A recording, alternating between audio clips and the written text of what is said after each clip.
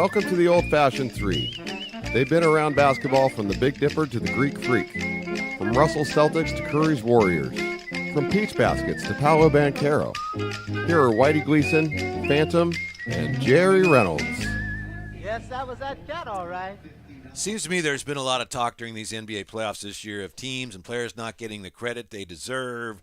Denver Nuggets don't get the credit they deserve. So I'd like to start by giving the great Jerry Reynolds, the one and only Mr. Basketball, the credit you guys deserve. Because in our last episode, you were frankly ranting and raving and maybe going a little overboard about flopping and how we got to do something about it. And I guess the league heard you because, what was it, the day after the episode, the league issued a release that they're looking at cracking down on flopping. Well done, gentlemen. Well done. I would give some credit, not just to Phantom, but I think Jeff Van Gundy, since he whines about it like incessantly for games on end, and he's right, of course. Yeah. So, but he deserves some credit. Okay. Too. All right. I just think that those two examples of Jokic and LeBron in, I think, Game 3 were just so egregious. I mean, it's just so bad. You were actually the one that brought it up first, weren't you? Yeah. It just was horrible watching that and having them fly across the floor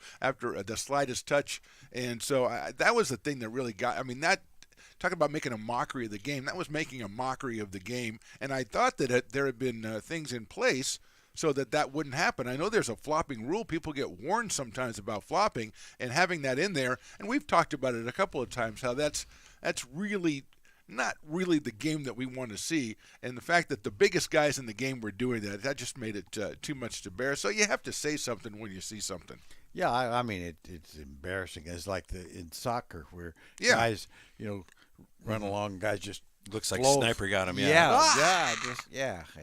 it's just that's where they got it. That's where the NBA got it. Serve the purpose, and and I mean, we all know Vlade was very good at flopping and did it a lot. And of course, like I say, sometimes sadly it worked against him because when Shaq would hit him, it wasn't flopping; he was just getting the crap beat out of him. But then the reputation is such that they just let it go a lot. Yeah, you mentioned guys flying across the room. I have a question that has nothing to do with basketball. You see this in the superhero movies? Maybe it's just me. Guy gets punched by Hulk or somebody, and he flies across the room. Wouldn't the guy's his face would cave in, right? He wouldn't fly across the room. But if he does fly across the room, they usually hit a wall of some sort, and their whole body would be destroyed as they smash through the wall. Yeah. And yet they jump up with some pretty good recuperative powers, I think. So I think some of that the stuff, physics, I wonder. some of that stuff doesn't seem to really make sense. Huh. Well, it's kind of like I always get a kick out of these action movies where you got this female policeman, she's gorgeous naturally. And that's why we're watching, right? And weighs about 110 pounds. And, one punch knockout. She's just knocking guys out. She's it's like, cocking people. that really ain't. Black belt. Yeah. Well, Jerry, if you're going to go there, you've got to talk about the bad guys in these movies are always special forces guys gone wrong. Yeah. So they're special forces guys, right? And yet they can't shoot somebody that's 10 feet in front of them with a machine gun, about 4 of them, and the good guy gets away all the time, and they're standing right in front of him. Well, the classic, though, to me, is the stormtroopers in Star Wars. Oh, those guys. They've never killed anybody. Well, I don't think they can see anything. You know what I call the stormtroopers? What? Dylan Brooks. Oh, man. Miss. There's another miss. From 3, no good. But trash talking you the whole time as they miss you. Yeah. And they probably don't defend as well as he does. No, they do not. And I have always curious, too, about the Star. Why did they wear those uniforms? Didn't seem to help anything. It's just feeling a part of something. Like, hello, here I really am. Important. You want to wear camouflage now, don't you? Yeah. I don't know. That's I don't know. the British in 1776. I mean, put on a red coat, walk down the middle of the road. Right. I mean, how hard is it to find you? Yeah. We're just going to hide behind a tree. We'll beat the whole platoon. Bushes and whatnot, sure. Is there any way that issuing a technical foul, so you flop, so you get a free throw, will that work? Will that curb flopping, do you think? Well, that would curb it, I think. But I just, we were talking on your show the other day, the thing concerns me, it becomes another one of those things they got to review. That's the problem. Go to the monitors, and that is the last thing this game needs. I'd rather you be wrong and either not call it Yep. or be wrong and call it when it's not actual. And if you're looking at a flop, it's really a matter of opinion whether you view it or not. If Yeah. you're looking at replays as onerous as it is to see if there was contact, that's one thing. But if you're looking at a flop, I don't know, do you think he meant to do that? I don't know. Let's watch it again. I think he might. I mean, how are you going to know? Yeah, because there's always contact. Yeah, it's right. not like soccer where really isn't even contact.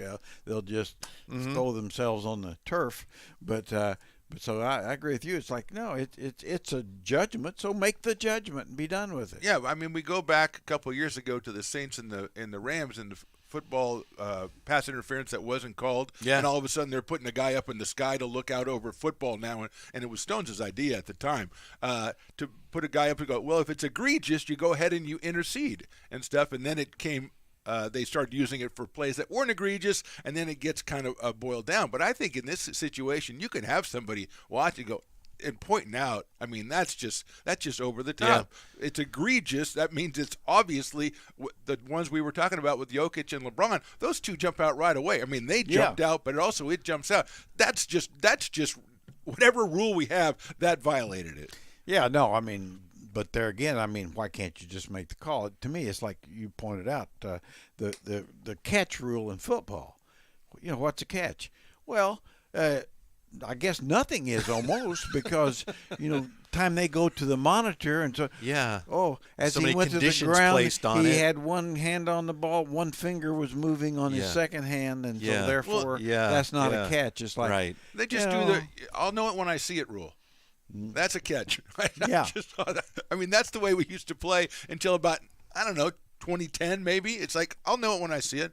Well, I think they ought to have just, if you could have just like a czar, official czar in the booth, especially, in playoffs and stuff. Right. And just, tell the guys, Yeah. you missed that one. Right. Oh, you. Yeah, Whether that's the coaches exactly want what to we talked challenge about. it or Yeah. not. Yeah. So take the coaches' challenge out of No, it. coaches We got are somebody not. up there who's going to get it right. You don't have to worry about it. The czar, the egregious czar, Yeah. he's Yeah. up in the top going, no, that needs to be taken care of right Yeah. there. Yeah. I'm watching it from up top, and I make that determination. What do you think of this, Coach? I think that if the NBA is determined to do something about this, they're going to have to stick to it, and there's going to be ugly at times. There's going to be controversy, but I think they should stick with it and actually make progress in this area. I doubt they will. History says typically when it's they're going to really crack down on complaining or flopping, they kind of dip their feet in the water or toe in the water, then they back out. But I hope that they see this one through.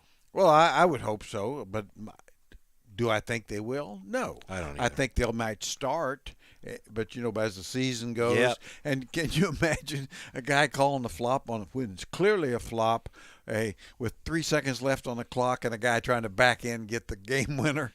I don't think so. No. I think But they'll- I'd argue that that's They the don't time. want that That's smoke. when you. But that's when you make it stick. Well, is no, when you I- make the calls in that situation. I know, mean, but you'd be just like me. You'd say, let the guys go, let the not. game. Yeah, probably you would err on that side. But when a guy is flying across Yeah. the floor, I don't care who that is. That's a flop. No, I'd right like there. it to be called. I mean, but I've said it's like interrupted dribble. They were going to try to Jerry, control. come on, And, Yeah. we know this. and it's worse than ever. You guys are actually on the same page. You're just saying, I hope they call it, and you're saying, I hope they do, but they won't. Yeah, Right? Yeah, Yeah. I'm saying the only Yeah. way to make it stick, and you Yeah. had a couple of examples where they kind of had the rule Yeah. and backed off them. But if they would have stuck with them a little bit longer, you might have been able to see. I mean, baseball's changing a bunch of rules, and people seem to accommodate them pretty quickly. So I just think that if you follow through on something, maybe it'll work out the way It's you gonna be want tough it to. though, and I don't think It they will got be the tough, courage but for it, discipline we'll is see. tough. Yeah. How disciplined are the Boston Celtics? Coach, how is it that now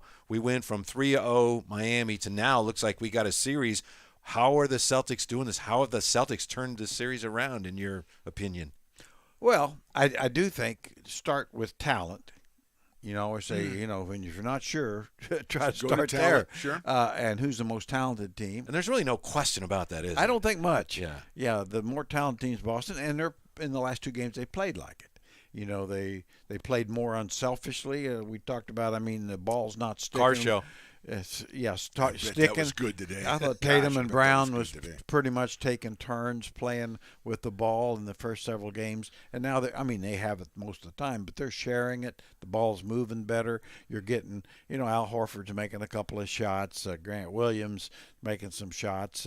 32 turnovers for the Heat in the last Yeah, two games. and then the defensive side, where the Celtics have been a good defensive team, and for some reason they got awful easy to score on them. Yeah, and I think they got back to being who they were. Marcus Smart has been really good, and maybe as good as the two big so-called stars. And Derek White as well. And Derek Even. White is like, if you're Popovich, you're thinking, did we let him go? Why did we give him up? He actually is more impressive than DeJounte Murray. The other, because he can make shots. Yeah.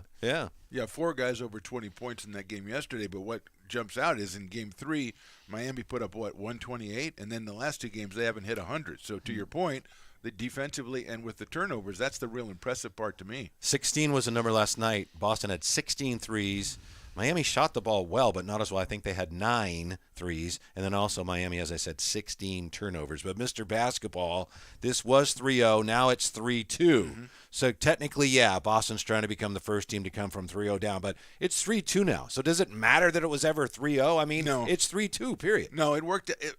Give Boston a lot of criticism for the first 3 games, obviously, but give them a lot of credit in Game 4 because that's where Miami, if they could, they're going to topple them over in Game 4, and then Boston wins on the road. They get that little bit of momentum. They take that back home and just double down on them. And now, basically, I would think that, and I know they were favored in the first 3 games of the series, I would think Boston probably favored in Game 6 in Miami to go ahead and tie this up. So, no, I don't think the 0-150 record for teams that were 0-3 has anything to do with it now. This is basically, I think it was Charles Barkley that said it, so take it with a grain of salt, but Game 6 is Game 7 for Miami. I really think that. I think it probably is. I will say, I think just – my favorite show, Pardon the Interruption, with Tony Kornheiser. Boy, Tony Kornheiser, I know. And Tony pointed out, he said, 156 times it's been 3-0, hadn't won, but the same thing was true in baseball with the Boston Red Sox and the Yankees.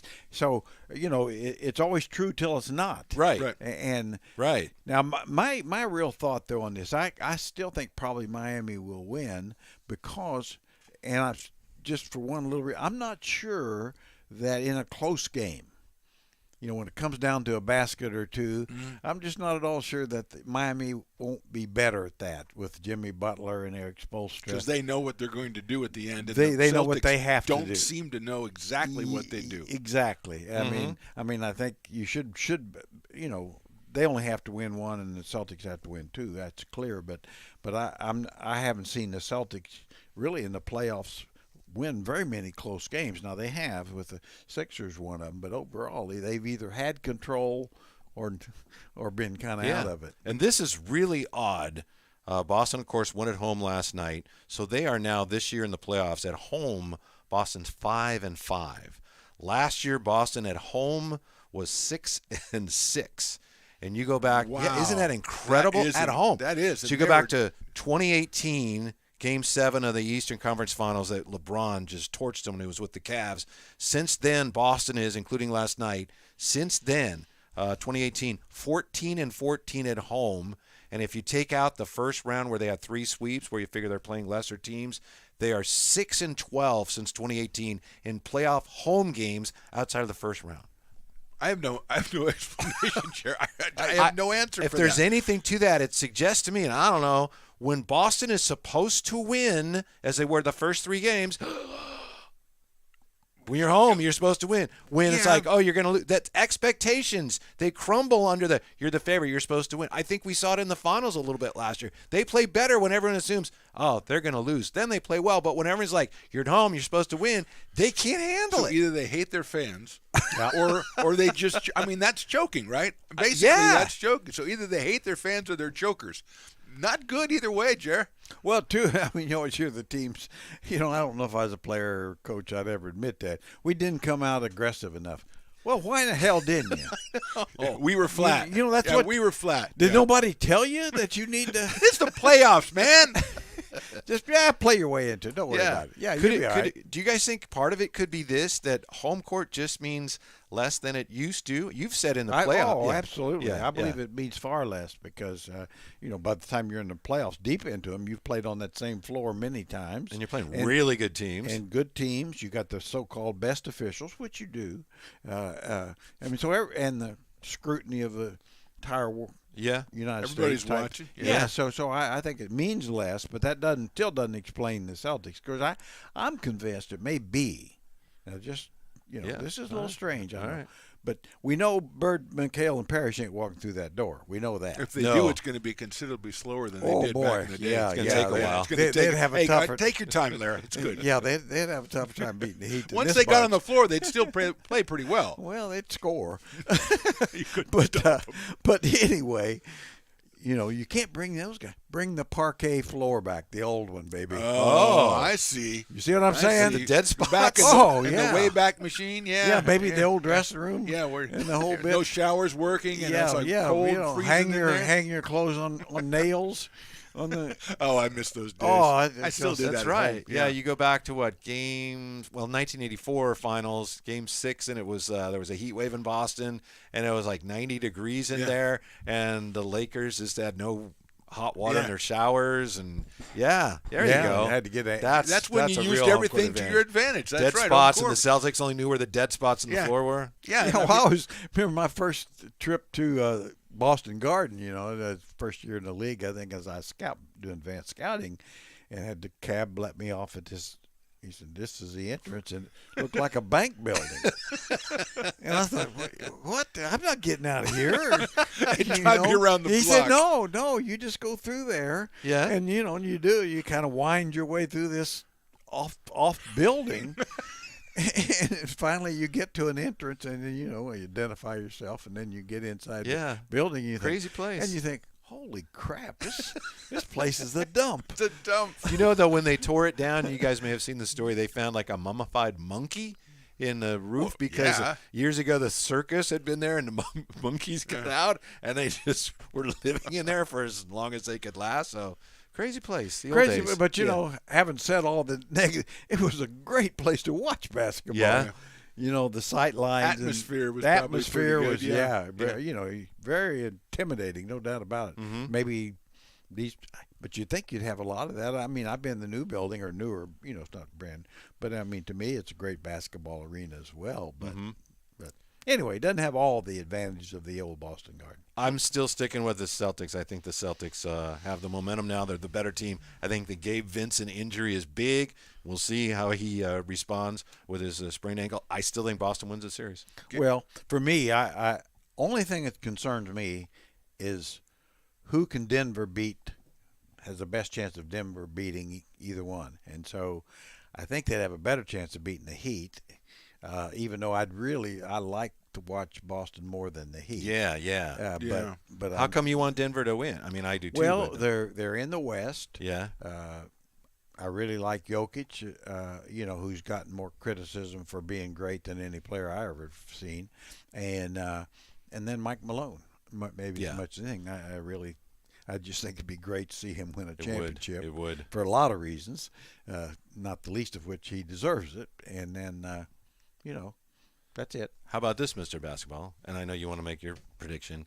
Next year, if I'm the Kings, Next I would year. rather be facing a Denver team that's coming off a title, maybe a little fat and sassy, than I would to face a Denver team that's like, we just missed. We got unfinished business. I know you're a respected radio personality, but that's just silly. I'm not worried about next year what kind of Denver team I'm going to be facing. Oh, you got to be looking I'm big sorry, picture, no, man. well, Yeah. that's a little bit too much big picture for a team that didn't make it into the second round. Okay, and talking about your Boston example, though, a perfect example of that is losing at home to Atlanta in the first round when they had a chance to shut them out, and then going to Atlanta and winning on the road and closing that out. So that's a Yeah, and perfect the Philly example. series too, yeah. Yeah, and like you said before, I didn't think we'd be saying, boy, if Gabe Vincent can't play, that's going to be tough on the Heat. Isn't that something? In Game 6. And then yeah. it'd be an accurate statement. No, and I totally agree with Yeah. it. It's just when I heard he was going to be in Game 5, I said, well, that's done. The Celtics have won. Yeah. And I don't know if that was that simple, but it really, that's how important he is.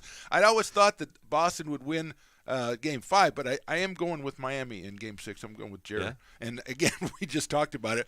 Teams at home with games they're supposed to win usually don't win them this year. But I'm going to go with Miami in this. But the Gabe Vincent thing is really shocking. Car show today. Jerry says, "Can you imagine a few years ago if you'd found out, Gabe Vincent's hurt, so they got to play Kyle Lowry." You know, Yeah.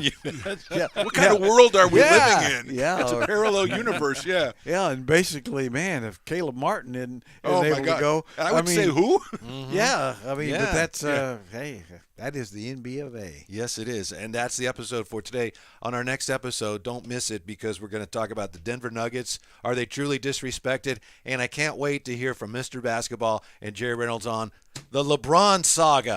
Our national nightmare continues. We're The all over it world next turns, time. baby. Yes, on the old-fashioned 3.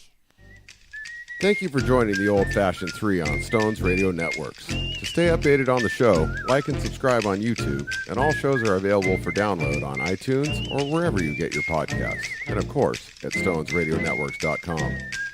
Follow the show and the gents on Twitter at OL, Fashioned, and the number 3, at Phantom Radio 60, and at Whitey Gleason.